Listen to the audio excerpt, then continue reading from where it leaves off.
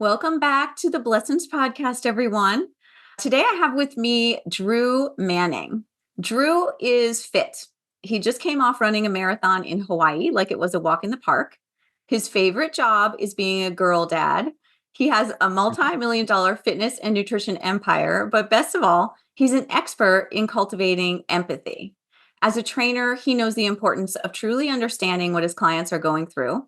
And he's famous for his Fit to Fat to Fit challenge, where he intentionally gained and lost 75 pounds in 1 year to show his clients and the world how much he cares about their experiences with food, fitness, willpower, and the struggles to lose weight and develop healthy eating habits.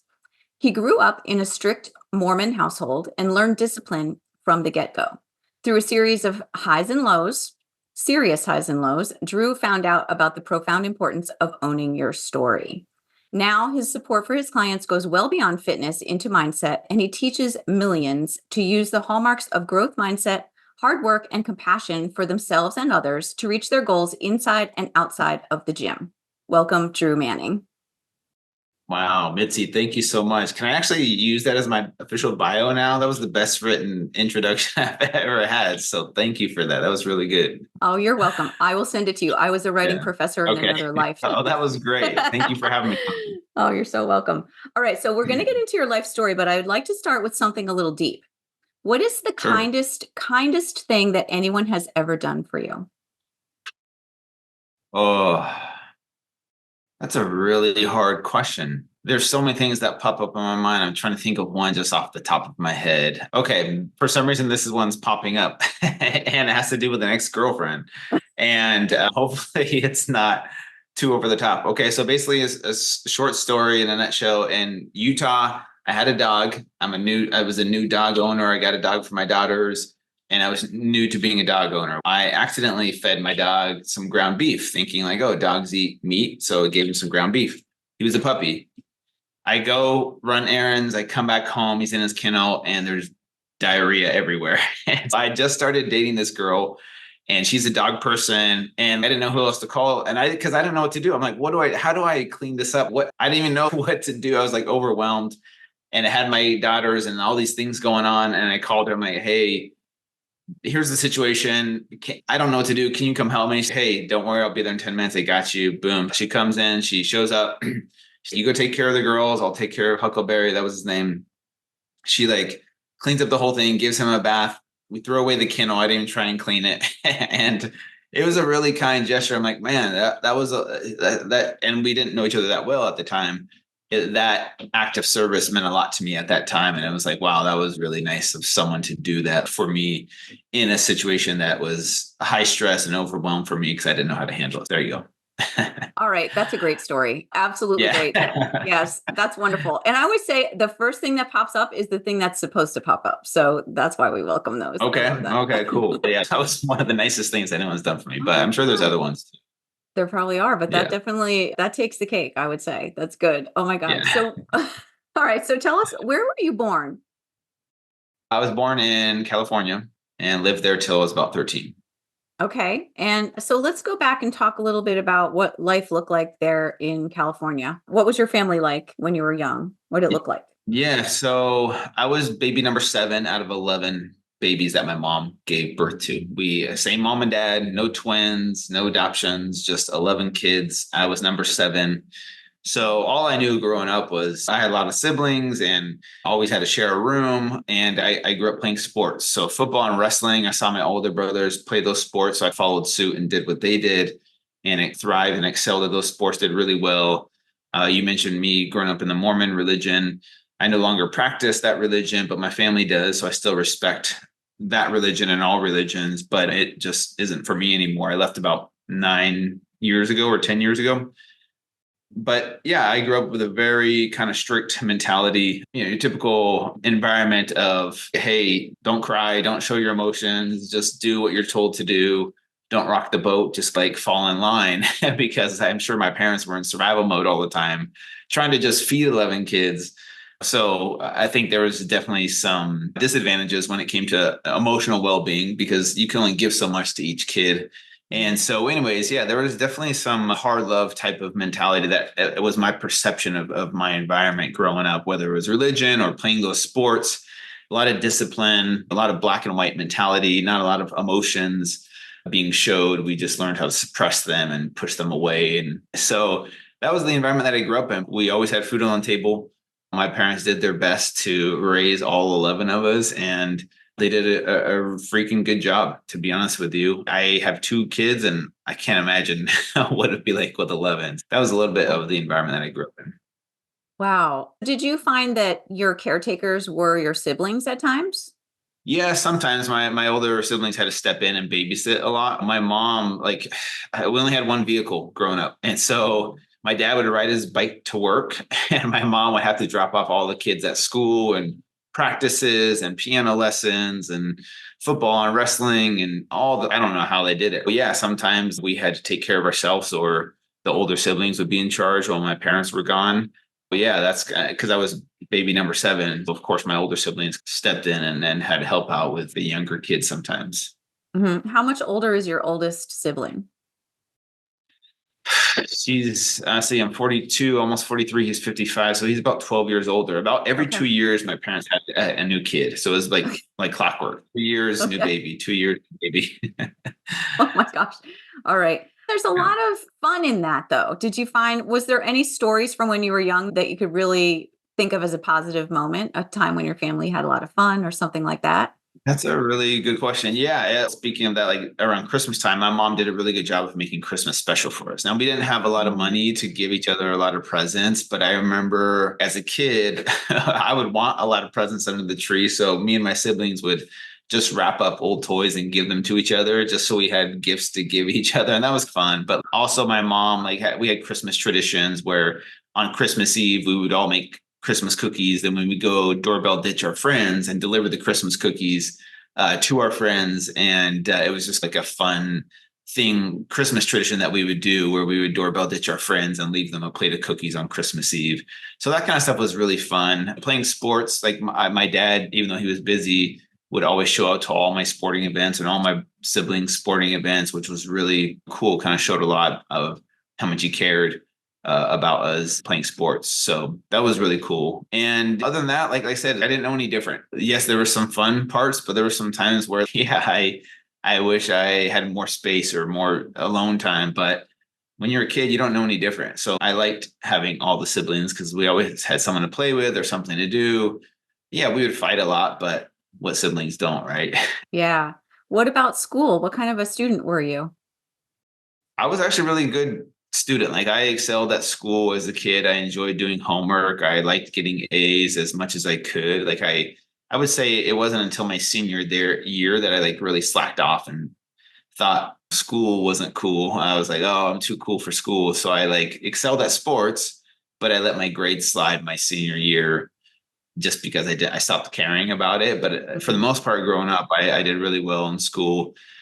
And my, like I said, my senior year was like a big dip in performance when it comes to academics. I think I got, just to be totally transparent, I think I got an 890 on my SAT score, which is horrible. But it's just one of those things where I was probably out partying the night before and I just didn't care about those things at that time. And I wish I did. I probably could have gotten into a better school, but I went on to college and played football and wrestling and graduated with my bachelor's degree. And you grow up eventually and become wiser and took schooling more seriously at some point. What did you want to be when you were growing up? That's a really good question. Originally, I would have loved to play in the NFL. Never got the opportunity to, but I think I didn't know what I wanted to be. I didn't know what special skills I had. So I just was like a leaf blowing in the wind. If I thought engineering was cool. So I started out in college, like, okay, let me get an engineering degree. Didn't like that too much. And so I switched to business management and then ended up in finance, to be honest with you. And just because an opportunity arose from that, and I got selected, I was the one student from my entire school that got selected to get a job before I even graduated. They offered me a job before I even graduated, and I had a secure salary, good salary position working for Chrysler as a financial analyst. And at the time, they were owned by Daimler, which is Mercedes Benz. And this is like 2006, 2007. And I mean, I was married at the time, and me and my wife, we moved to Illinois and had my first job before I even graduated. So that was a really cool experience. But yeah, I always enjoyed health and fitness, even though I went into finance. I eventually, a couple years into it, I started doing personal training on the side just because 2008 happened and the economy crashed, especially the auto industry. And so I got bought out for my position. We moved to Utah, and that's where I started doing personal training. And that's I'm just connecting the dots for you. So that's Yeah. where Fit to Fat eventually came from, was me being a part-time personal trainer. Interesting. So you said that you Yeah. got your first job before you graduated and you were married. So when did you get married? I got married in 2005, and it was about a year before I finished college. My wife at the time, we met in Huntington Beach, California. I was out there for the summer. It's like a summer fling, summer love, and I ended up skipping school in the fall semester. I was supposed to go play football in Virginia, and I decided to date her even more, and we got engaged at the end of that semester. And then in spring, that's when I went back to school and played spring ball at that college. And then that summer we got married. She moved out to Virginia from the West Coast to the East Coast, a little small Mhm. town in Virginia, middle of nowhere. And she supported me while she worked while I went to school and finished up my last year of college and played football, and then got the job. We moved to Illinois. Oh, wow. So looking back at that time, were there any things that stand out to you that you miss about your early life? That's a good question. I There's definitely certain aspects. I will say this, before, like, being married and not having kids and having a good income was like a fun time of life where we didn't have a lot of responsibility. We could be spontaneous. We could do what we wanted. We both were making good income. We had a house, like we bought a nice house. We customized the whole house. We decorated the way we wanted to. Like, it was a lot of fun being married, not having kids. And back in the at the time, I was still religious, so we were both of the same religion. Mhm. And yeah, life was easy. And I would get home from work. We could both check out. We could just order Chinese food and watch movies all night. There's a lot of freedom. And do I miss that? Not really, because I'm older now and I have kids. So I don't know what it would be like to go back to not having kids. So it's just a different phase of life. But no, nothing I would say that I miss about that life, because if looking back, you look back at old versions of you and you realize that, like right now, I feel like I'm a very self-aware person. Back then I wasn't aware of who I was or my identity and why I did the things I did or the way I was programmed, or deconstructing all of like my programming. And there's a certain amount of bliss that comes from that. And I think with more self-awareness, the downside to that, it comes more responsibility of doing the inner work, which I'm sure we'll get into. Because now you're more responsible of, okay, I recognize my patterns now. I know how to overcome them. I recognize like these triggers and these things that I do that aren't healthy for me or my partner. And now you're responsible for actually consciously choosing to not go down that route. So yeah, there's a certain amount of bliss that comes from being less self-aware. But once you become self-aware, you can't go back. You can't become unaware again. Once you've like gone out of the matrix, Yeah. you can't go back in with the same perception. You just can't. And I know that a lot of that stemmed from your upbringing being so strict in the Mormon religion and the idea that you weren't allowed to express weakness or emotion. So I Yeah. know that had some consequences in your life. And you just talked a little bit about when you were a senior being a partier. So how Mhm. did that like strict upbringing then manifest in other behaviors that you were engaging in as you started to get older? Yeah, and this is why going to therapy helps you connect the dots of figuring out, oh, this behavior, this type of mindset led to these choices. So looking back on it now, my perception of my religion and that kind of mentality, it really forced me to get really good at wearing masks. And what I mean by that is pretending on the outside, I'm good, I'm perfect, things are fine. But on the inside, struggling at war with yourself, which leads to self hate, which leads to self sabotage, which leads to poor decisions. And I got really good at hiding my weaknesses, even from my wife and from my loved ones, because I was too ashamed of those weaknesses being brought to the surface and people finding out, my inner secrets, So I just learned to suppress and push them away. And what happens is it creates a vicious cycle of shame and guilt, self-hate, self-sabotage. And that's the mindset that I had of just thinking, okay, if I just beat myself up more and hate myself more, that will make me more disciplined and not doing the sinful things that I would do, which led to bad behaviors of hiding things from the people that I love the most. And it really viewed vulnerability as a weakness back then. And I didn't know how to be vulnerable. And I was too afraid and too ashamed to talk about my truth and talk about my weaknesses. So I just felt it was better to hide it from the world.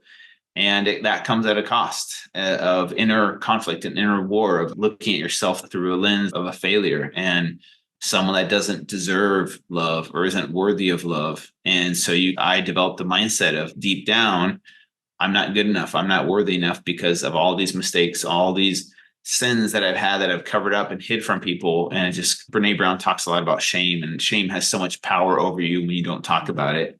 But the second you do talk about those shameful things, whether it's to a therapist or a loved one, finally, the less power shame has over you. And the more vocal you are, the easier it gets to let go of that shame. And for me, it took me hitting my rock bottom and getting found out, going through a divorce, leaving my religion. That rock bottom moment was just a huge identity crisis and totally changed the trajectory of my life, which now I'm grateful for.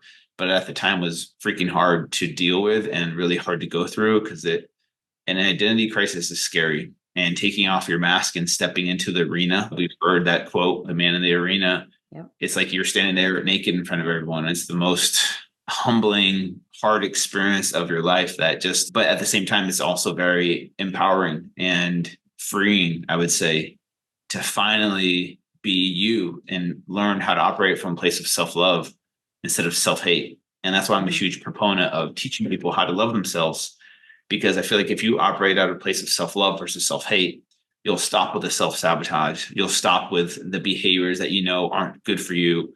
And you'll start wanting to treat yourself and your body with kindness. And that looks like doing hard things. Like self-love isn't just sitting on the couch and eating ice cream and massage and bubble bath. Self-love looks like doing hard physical things, but also doing hard emotional things, because that growth comes from doing those hard things. And that's where self-love really shines in motivating you to get up and do the hard things you're supposed to do, because you're worthy of the outcome that those hard things are going to bring into your life. And that's the huge mindset shift that happened for me because I went through that rock bottom moment. Okay, I'm grateful for that. Yeah, That's and a lot. I was a lot, but I want to get into that so people can understand the specifics. But you're Yes. bringing something to mind because it seems to me that when you're in a household or a childhood situation where you're taught to repress or forced to repress things rather than express them, it doesn't allow you to confront those hard things you just talked about that are a component of self-love.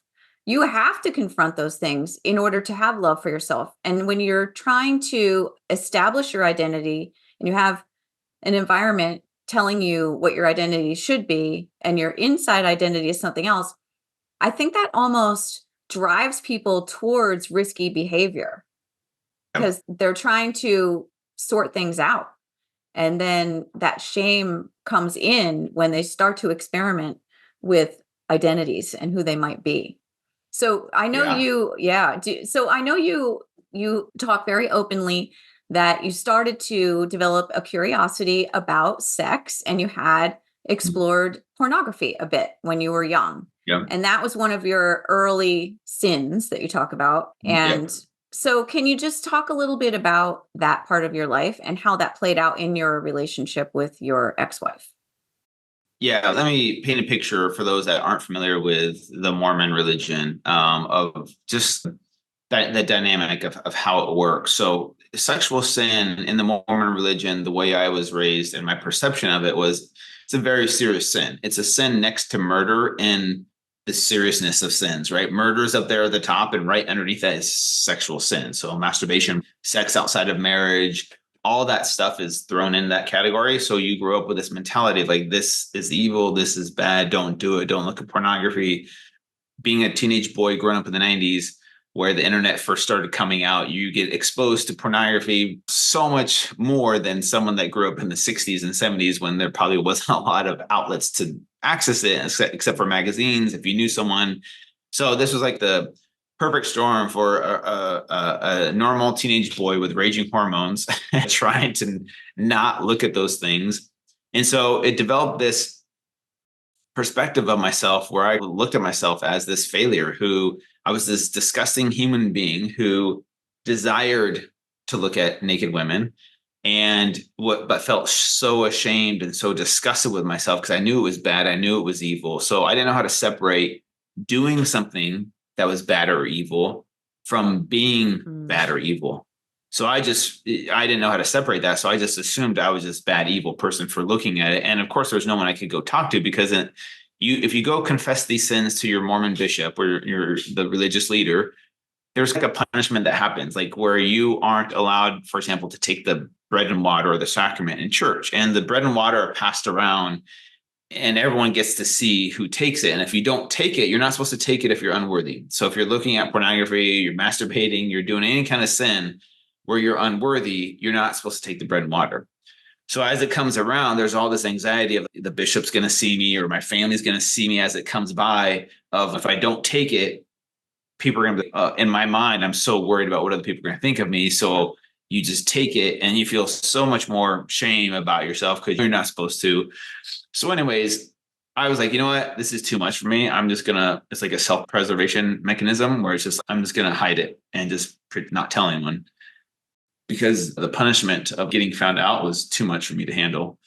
So I just pretended like it didn't exist. I just pretended like it didn't happen. And I got really good at it year after year, decade after decade. And then when I was dating my wife at the time, she grew up in the Mormon religion too. And so her perception of pornography was bad, evil too. And so I remember we were dating one time, we were getting pretty serious. We might have been engaged. And she asked if I looked at porn and I admitted to her that I did. And she was devastated. She was heartbroken. She was full of so much fear and disgust with my behavior. She almost called off the wedding. And I, at that moment, was like, oh, I can't tell her this because I'm not safe. If I tell her the wedding's off, we'll get divorced and we won't get the worst case scenario. Of course, I told her, I was like, I will never look at it. Told her all the right things. I was like, I can change. I won't look at it, blah, blah, blah. And of course, it never goes away, right? It doesn't just disappear like by sheer willpower, right? Just like a drug addict, they can try and willpower their way out of a drug addiction, even if they love someone or their kids. But for the most part, most people aren't going to be able to just willpower their way out of an addiction like that. So I just decided to hide it from her. And that led to 2009. I ended up having an affair. And my first reaction was to not tell her, was to hide it from her. And I had already done that for so long. And the affair thing was so interesting to me because if someone were to ask me, would you ever cheat on your wife? 100% I would have said no. Never in a million years would I ever imagine I would do something like that. But it's interesting what you're capable of when you believe that you're a failure. Are we allowed to cuss on this show or should we keep PG rated? Yeah, you can cuss. I think a fuck up is a better word of how I viewed myself. A failure isn't strong enough. A fuck up is definitely the way I viewed myself, even before the affair. This was just the solidifying that thought of, yes, you are. And I think when you believe you're a failure, you tend to do failure-like things to prove to yourself that you are subconsciously. You don't understand why you do it, but you do it. And this is what self-sabotage is. And this is how dangerous it is. For me, my outlet was porn or like having an affair. For other people, it's food or drugs or alcohol or other forms of harm, self-harm. It manifests differently for each person. But getting back to my story, of course, I hid it from her. And then about a year later, she ended up finding out from an email and shit hit the fan. It was the most devastating thing for her at the time. And I was obviously disgusted with myself and hated myself, but I wanted to change. I wanted to prove to her that I could change. I didn't want this to be my legacy. And so I was like, I can change, do all the things. We went to therapy. I went to an addiction recovery program, whatever it took to show her that I was dedicated to changing. And we ended up staying together for another 5 years, actually. Obviously, we had kids, and that made it more complicated because we didn't want to break their hearts. They didn't deserve any of this. And yeah, I went through the addiction recovery process. It helped out a little bit. It helped normalize looking at porn for me because I realized that everyone does. I'm not this weird, disgusting human being that is the only one looking at it. It was normalized for me, and that gave me some hope. It didn't just go away overnight. And it wasn't until I met this life coach in Salt Lake City, Utah. Her name is Catherine Dixon. She saved my life, and I've sent her hundreds of people since then. She uses a method by this author named Byron Katie. She's the author of a book called Loving What Is. And her method, it was so powerful for me in that first session, where I came out of that session realizing that I was lovable despite what I did. I had never had someone in my life, no religious leader, no parent, no person up until that point convinced me that I was lovable. She was the first person to do that. And a light bulb went off in my head of like, oh, maybe I am lovable. And maybe this whole journey of self-sabotage and self-hate has led me down this path of doing these things. Maybe self-love is something that I haven't experienced yet. And it was a very powerful, profound experience where I started to deconstruct my perception of pornography. And at the time, I was also finding out things about my religion that were hidden from me, or the history of the church. A picture was painted for me that just wasn't based on reality or the truth. There was definitely a lot of cover-ups and things hidden about the past and the founder, and things that I used to think were anti-Mormon. Now the church was admitting were actually true. And so that kind of threw me down this rabbit hole. If my religion isn't true, that I believed my whole life, what is true? So leaving my religion, going through a divorce, two huge forms of what my identity was, like completely gone.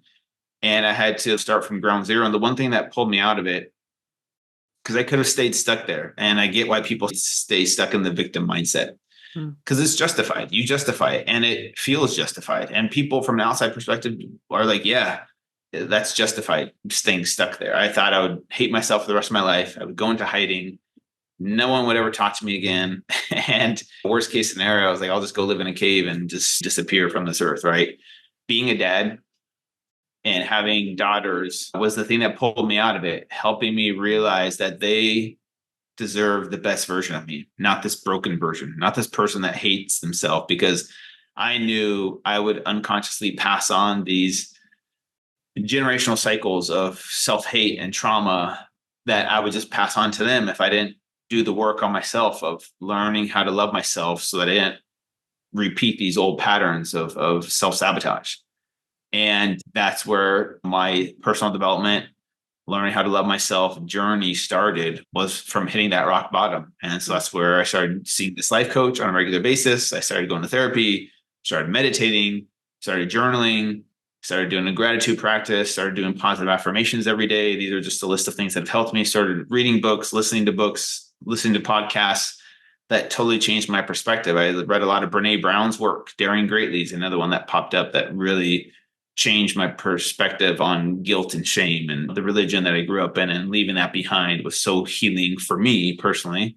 It's not the right path for everyone, but for me, it definitely healed me to let go of all that shame that just had this power over me. And eventually I got to the place where I was able to own my story, like you mentioned, because if you don't own your story, owns you. Yeah. And that's what I learned from Brene Brown, is if I don't own this story, own up to it and tell people what I've learned and how I've arrived at a place of healing from this, then I'm doing a disservice to so many people who are stuck in the same position that I was. And so I went public with my story on my podcast. It was episode 100 of my podcast. And it's to this day, the most downloaded podcast ever. And when I've talked about diet and exercise and weight loss, no one cares about that. They care about why I got divorced, why I had the affair, how it broke me, what I learned from it, how I grew from it, and how did I come to a place of healing and finally learn how to love myself and not define myself by my past. And anyways, it was a very powerful experience to own my story, embrace vulnerability as a strength. And that's why I'm such a huge proponent of these types of things, of owning your story, embracing vulnerability as a strength, and breaking the generational cycles of trauma. There's a good quote that I love, and then I'll stop talking, but it says, if you don't heal what hurts you, you're going to bleed on those who didn't cut you.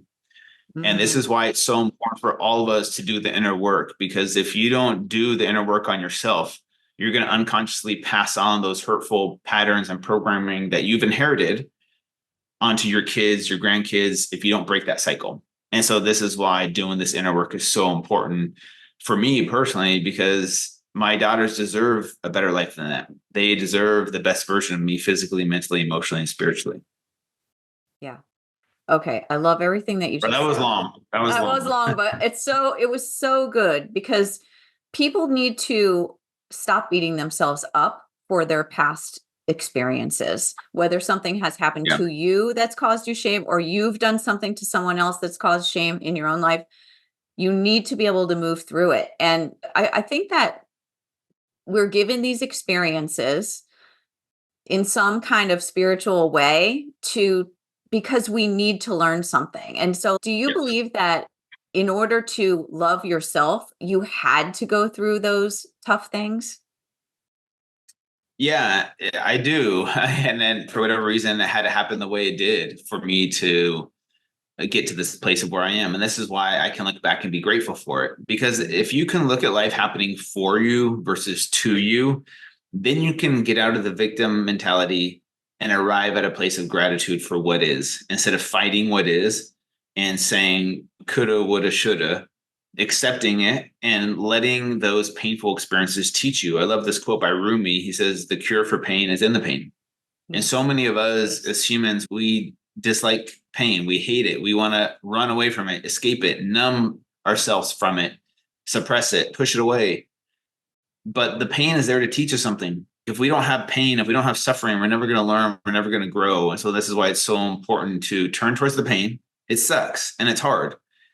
Don't escape it with food and drugs and alcohol or mindlessly scrolling through social media or whatever self-destructive outlets there are that we have so much access to, numbing and desensitizing and just like distracting ourselves from doing the work. It's no wonder why so many of us are stuck in these broken cycles. But yeah, that's why it's so important to just turn towards the pain, let it suck, let it teach you something, and eventually it'll move through you and you'll be free from it. But if you Yeah. keep suppressing, pushing it down, it's going to keep coming back up until it eventually boils over and it becomes too much. And that's what happened to me is I kept pushing it away until eventually just spilled out of me and I got found out and like I had to like that it forced me to like change. Mhm. So that's why I'm grateful for it. And I think adopting that mentality of life happening for you versus to you is a powerful mindset to develop. Yes, absolutely. I have a spiritual teacher who says that when you heal yourself, you heal 7 generations before you and 7 generations after you. Yes, So that's I a believe gift. that. I have a lot of tattoos on my body, but this one, break the cycle, is a very Oh, important one.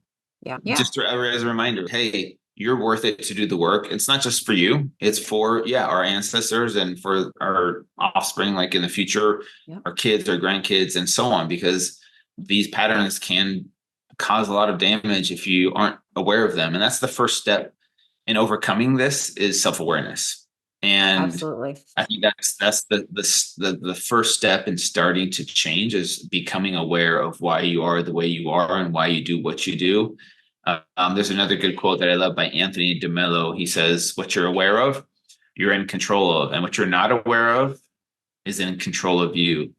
And what he means by that is until you become aware of these patterns, you're just going to be running on autopilot. And these patterns are just going to dictate your life for you because you're not even aware of them, of why you're doing what you're doing. You just keep repeating these unhealthy patterns. When you become aware of why you do them, now you can start to control how you respond to them. And that's a whole nother method that I teach people. But anyways, it's super Yeah. powerful.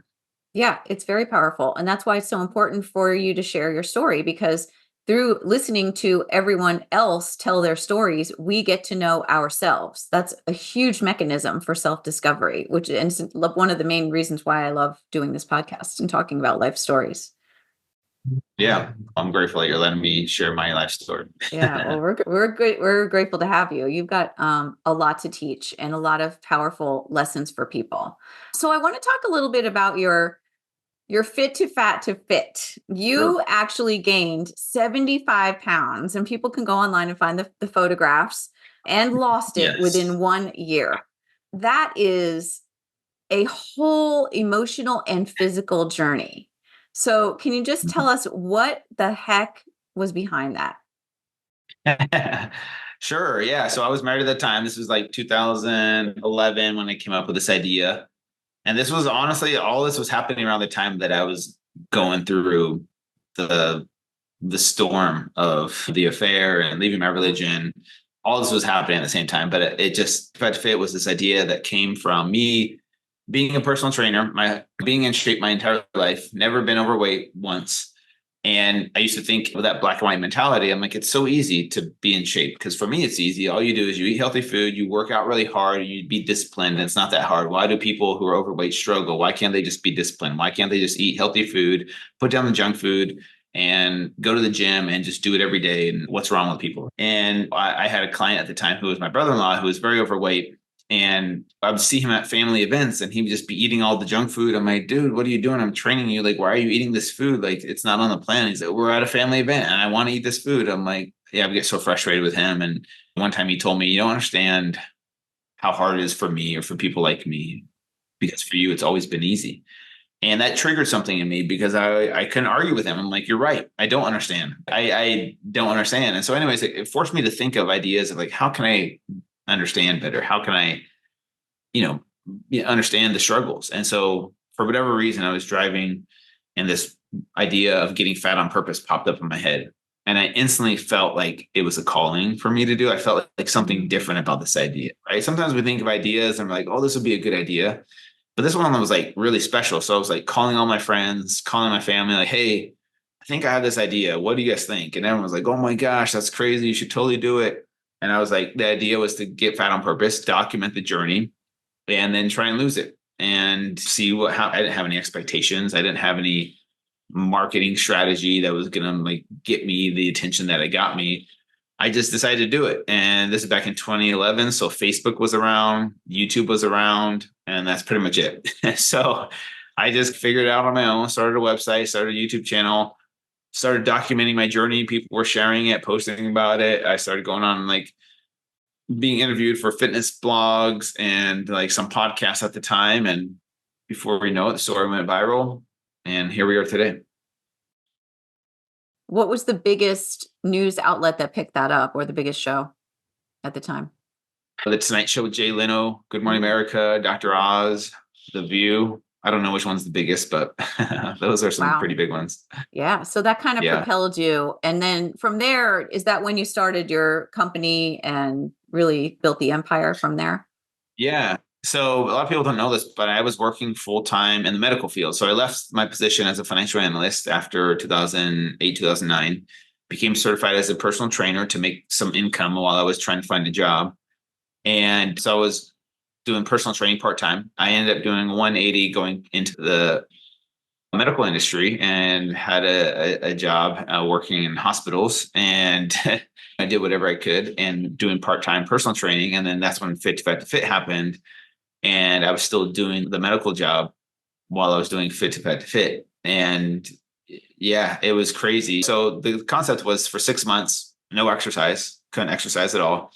And I wanted to focus on everyday American foods, like heavily processed foods that are cheap and affordable, very convenient, and they taste freaking good. And so I ate a lot of Cinnamon Toast Crunch, a lot of white bread, white pasta, juices, granola bars, chips, cookies, crackers, sugary sodas, like all these foods that we have here in America that are, they taste freaking good. I'm not going to lie. They're designed to be hyper palatable and they're designed to be as addictive as possible. And they're super cheap and affordable compared to real whole healthy food. Yep. And they're just so convenient. And so it's no wonder 80% of our population gets addicted to this food because it's cheaper than whole food. It's more convenient and it tastes way better. You can't beat the taste of Cinnamon Toast Crunch. You can't find that in nature. So I get why people get stuck in these vicious cycles of eating this food. And from a chemical perspective in the brain, the dopamine that's released is just like any other drug or any other high dopamine substance or activity. It feels good. It feels like if you're going through painful stuff in your life, finances, relationship, breakups, whatever it is, it's easy to escape through food because food is legal. You can order whenever you want to. There's DoorDash, there's Uber Eats, there's gas stations, there's grocery stores. Like we have an abundance of food here in this country. And this food is so cheap and affordable and so convenient and it's so freaking tasty. You could get the dopamine hit multiple times per day and just eat your feelings away. You eat your emotions and you suppress those negative emotions And I have so much empathy now for why people get stuck in the vicious cycle of emotional eating and self-sabotage through food. Like, I understand it on such a deeper level now, having done Fit to Fat to Fit twice. It's really opened up my eyes to empathize with people that have food addictions, just like people that have drug addictions. We all escape through different mechanisms or substances. And I don't judge people for what substance they choose to use or they grew up with or just got presented to them. But it's the same type of mechanism. And if you read Dr. Gabor Mate's work, he says behind every addiction is some type of pain. Mm-hmm. Any addiction is don't ask why the addiction, ask why the pain. What's this person trying to escape from? What's the pain they're trying to run away from and suppress? Mm-hmm. And then you'll get at the root cause of the addiction. It's not the drug that's the problem. It's the pain that they're trying to cover up or escape from. And a lot of it is trauma and abuse and really hard things that, humans have to deal with in this life. So Do you think that a part of that journey was beyond wanting to connect to empathy with your clients, something about you? Do you think it was some type of punishment or something you were working through? kind of. At the time, I wasn't really aware of the connection between the physical journey of Fit to Fat to Fit and how emotionally, like where I was going in my life of self discovery and being humbled and developing empathy. Because I would say I was a pretty nice guy growing up, pretty understanding. Wouldn't say I was empathetic towards people. I was more judgmental back then. But being humbled through that experience definitely helped me develop empathy. And it led me down this path of self discovery, personal development, self love, self awareness. And all of that bled into how I coached people or how I showed up for people and how I listened to people and their stories of making them feel seen and heard and understood because I wanted to feel seen and heard and understood too, just like every human does. And there is medicine in giving that to someone and helping someone feel seen, heard, and understood. There's a good quote I love by Teddy Roosevelt. He says, "What no one cares how much you know until they know how much you care." And Mm, that is really what Fit to Fat to Fit is. That's our mantra is you could have all the accolades in the world and have all the knowledge as a scientist to understand the human body and how to manipulate body composition and lose fat and use this amount of macros and calories and workouts to get your body to look a certain way. But humans are emotional creatures, and no one cares if you have all the knowledge in the world of how to fix their body. I think most people want to feel seen. They want to feel understood. So they want to know that you care about them. And that's how I've been able to show up differently yeah. because of that experience. And so, yeah, Fit to Fat to Fit really has bled over into this personal journey of that I've gone through that has helped save me. And now I can have more tools available at my disposal to help people versus, hey, do this diet or hey, do this workout. And then it'll make all your problems go away once you get this body. For me, that's not how it works, in my opinion. That's not if that was how it worked, if then everyone would just be like, oh, we'll eat less food and we'll work out and we'll get in shape and we'll be happier. But that doesn't happen. No, So it's not that easy. But it is interesting how all of that was happening at the same time for you and it was all a part of your self-love and love for others all happening at the same time. Like it was all about love, the whole everything going on in your life at that time about learning to mhm. love. Yep. And so that is really interesting. When you were heavy at your Yeah. in your experiment, did you question your self-worth more and did you find that people were judging you at all? So the first time, yes, because the first time was my first experience being overweight. And that was a huge identity crisis for me. I honestly freaked out a little bit because Yeah. I had created this identity of Drew the fit guy in my mind. And that's how I viewed myself. That was the lens I looked through of how I viewed myself, of how the world viewed me. So being 20 pounds overweight was super uncomfortable for me, where I felt like I had to go up to strangers. I wanted to and explain to them like, hey, I'm not really this overweight person. Normally, like I look like this, and here's this website. I'm doing this experiment. You don't know me, but I just felt like I had to come tell you that I'm normally an in shape guy, but because it was so uncomfortable for me to be overweight. So the first time I wasn't doing a lot of work on myself, inner work, the first time around.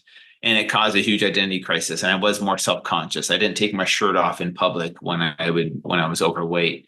And yeah, it definitely developed this insecurity where I didn't feel valuable being overweight. I didn't feel any kind of self-worth or self-love because I valued my body looking a certain way because this modern society places value on that. And if you look a certain way, you're respected by your peers.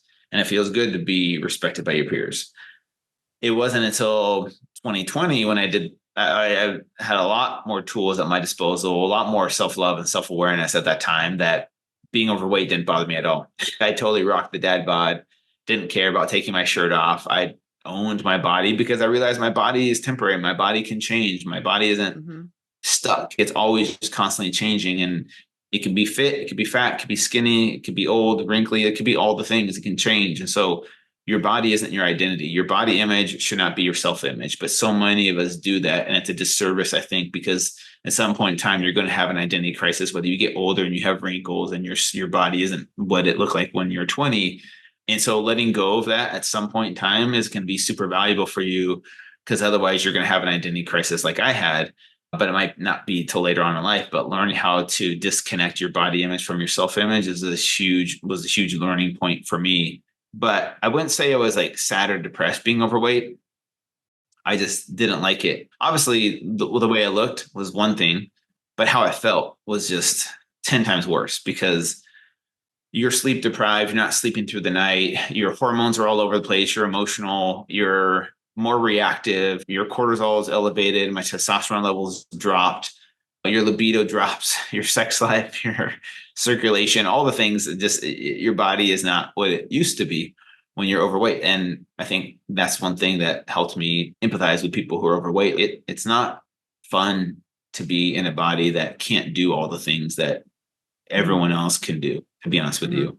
Mm-hmm. And it would suck to be stuck in that body. And I have a lot of empathy for the people who are in larger bodies and don't like being there, because it's not as simple as just eating less and working out to get out of it. It's not just like, hey, just go discipline yourself and get this new body and you'll be happy.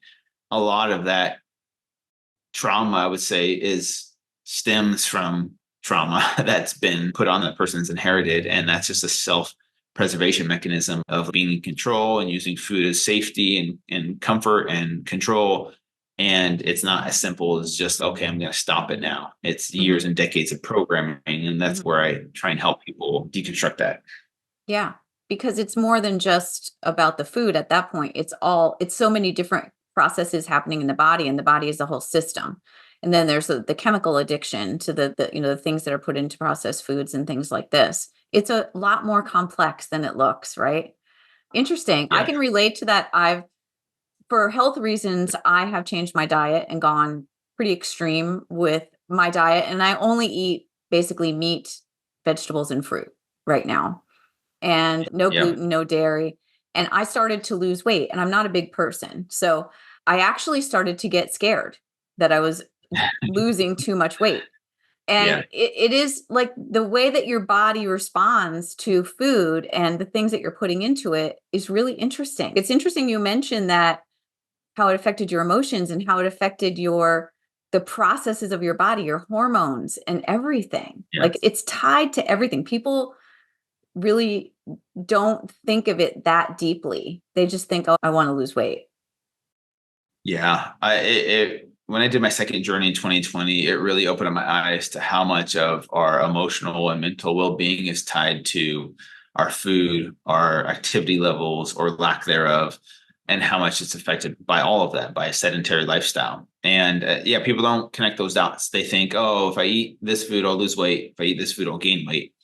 But it does so much more to you than just that. Like food is information for our bodies. And Mhm. if you're eating a lot of highly processed junk food and your emotions are tied to that food, even if you don't gain a lot of weight, even if you don't have a lot of fat on your body, you're still doing yourself a disservice in the long run because of your health. Like there's in my industry, a lot of people don't look at it this way, but there's weight loss and there's health.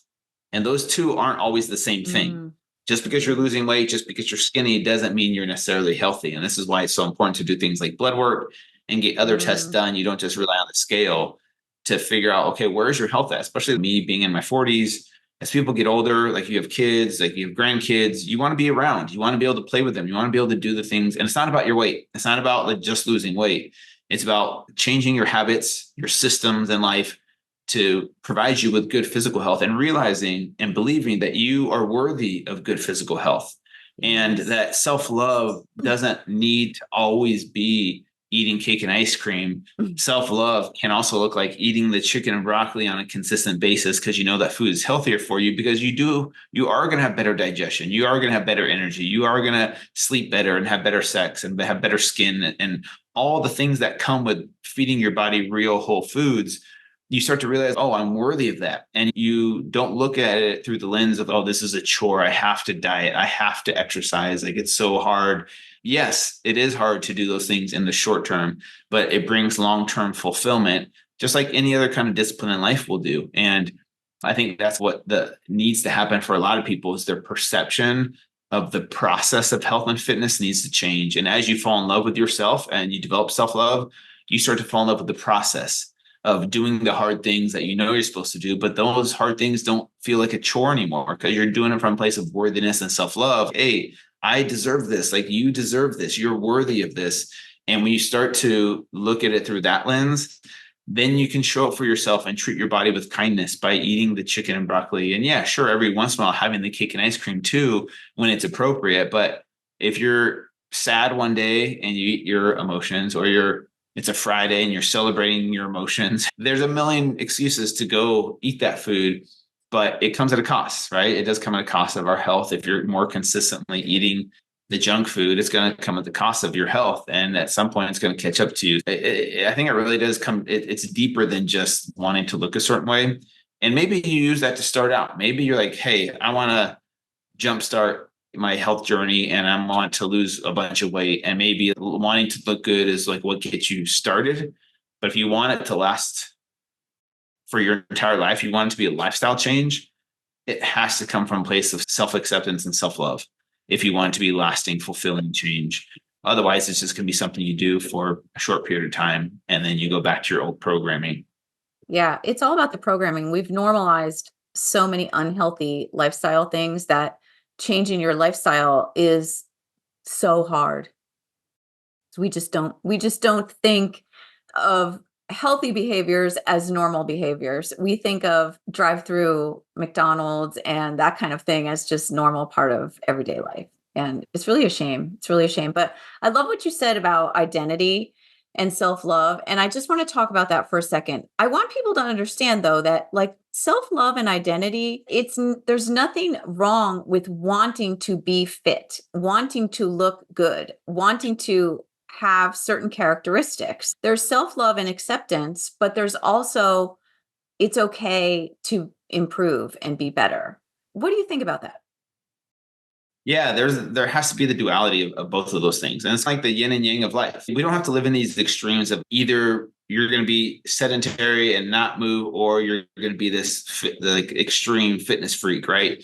I think making progress, and this is kind of like the whole concept of self-love, of the duality of it. There's both sides of it. Yes, there is a time and place for Netflix and chill, ice cream, chocolate, like cake, like there's a time and place for that. And I think that can be implemented into a self-love type of lifestyle, because I eat those foods and I eat those foods with my girls sometimes, and we don't eat a strict paleo diet all the time. Like, I'm okay with them eating those foods, but also realizing that self-love is also making progress, and that Mhm. progressing, there's nothing wrong. You can love yourself as you are, as even if you're unhealthy and your body's overweight. I think it's possible to love yourself and you as you are, and also want to improve your situation. That doesn't mean you don't love yourself completely. It doesn't mean you don't believe that you're unworthy. You are worthy. You are lovable. You are enough. And also you're worthy to keep going. And it feels good to keep going, because if you don't progress in this life, every human needs some type of progress. If you stay stagnant, you'll get depressed if you're not moving forward in some way, shape, or form, physically, mentally, emotionally, spiritually, financially, in some form, well, in some way. You have to be moving forward, and that's a form of self-love. And I think there just needs to be balance. The problem is we live in such a society of convenience and comfort that it's literally killing us. We have way too many comforts available, and we're biologically wired to seek comfort. And so this is why it's so hard for so many humans to make progress, is because we suck at getting uncomfortable. Being uncomfortable in our time and age is like going outside in non air conditioned air for 15 minutes and like having the heat on you. That's uncomfortable for a lot of people because we have so many comforts at our disposal. Yeah. And as humans, like we just have developed all these comforts over the years, and that's amazing with technology. But now it's literally killing us. Where to do something hard like meditate for 10 minutes, or to do a cold shower for 3 minutes, or to skip a meal, or to go hungry, or go to sleep on time, like these discipline type things are, it's like, oh, that's too hard. That's too uncomfortable for me. So this is what happens if you want change, if you want transformation, you have to train your brain to start getting comfortable being uncomfortable. Mm. So that's why I'm a huge proponent of things like making your bed every single morning, or taking a cold shower every single day. Or another challenge that I have people do if they hate meditating is to do a sit still challenge where they have to sit in a seated position, spine straight, and not move a muscle. They can't blink an eye. They can't scratch an itch. They can't adjust their muscles. Literally just try and sit still and see if you can do it for 5 minutes. And a lot of adults suck at this, a lot of kids too, probably. But just being able to sit still and being disciplined and sitting still and being the master of your body. Meditation is another form of discomfort. Exercise is a discomfort. Meal prepping is a discomfort. Like all these things that are uncomfortable are what is required to give us the change that we're seeking. There's no pill we can just take to like skip past all of that. And you got to do the hard work. So if you want change in your life, at some point, you're going to have to start doing uncomfortable things. And that's why training your brain to get comfortable being uncomfortable is the first step to making that change, to be like, all right, I can do hard things. I can do this hard thing. If I can take a cold shower and I can journal and I can do positive affirmations and I can go to a therapist, I can get myself to do a 10-minute walk today, or be disciplined to eat the chicken and broccoli instead of the cake and ice cream, right? Little things like that. And then you add them up over time and you see how much progress you've made. And you're fighting against the system, if you will, because Yeah. like I said, we're biologically wired to seek comfort, and we live in a world of like too many comforts. It seems like some of those things people might perceive as hard, but really they're just different. It's just a different kind of lifestyle, something they have to do differently. And that itself can be uncomfortable sometimes, right? Because people don't like change. Yeah. Yeah. Oh my gosh. Yes. And the fear of the unknown too. Yeah. The fear of the unknown. So, what would you say are the biggest lessons that you've learned over this big journey of yours? Yeah, a few. I would say transformation is way more mental and emotional than people think. A lot of people think it's calories and macros and this diet and this workout. And if you do, that's not the key to transformation, in my opinion. It's more so overcoming your mental and emotional hurdles and becoming aware of what those hurdles are and where they stem from in the first place. That's the real battle. So I tell people working in is just as important, if not more important, than working out. So you have to do both. Like you can go and do a hardcore workout program, but if you want to overcome these patterns that have kept you back your whole life, you have to do the inner work too. So the inner work is like I mentioned, going to therapy, life coaching, journaling, getting out in nature, exercising, eating healthy foods, sleeping, managing your stress. So breath work and meditation are really good tools for helping people manage their stress. And then also emotional eating, like the emotional connection to food is way more powerful than we think it is. And like I said, I have so much empathy for those that struggle with food addiction, seeking professional help or understanding your addictions. There's a really good book that I love called Willpower Doesn't Work by Benjamin Hardy. Really good book about not just relying on your willpower to get yourself out of the situation, but changing your environment. And there's a lot of good strategies in there to change your environment. And as you adapt to that new environment, change becomes a byproduct of adapting to that new environment. And so you're not relying on your willpower muscle, you're relying on your human capabilities to just adapt to a new environment. Right. Just actually you see when people go on The Biggest Loser, right? They go to this new environment, they have these amazing results because they're put into a completely new environment. Yep. But what happens when they go back to their old environment? 95% of them or more gain the weight back because now they go straight back to their old environment, right? So changing up your environment is a really powerful tool.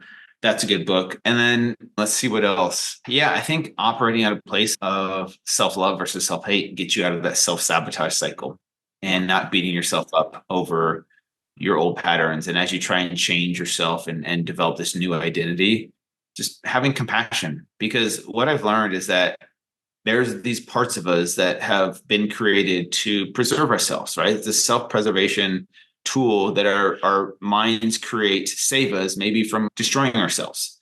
And so at one point in time, maybe food became this mechanism to escape the pain and lessen the pain so that you survived.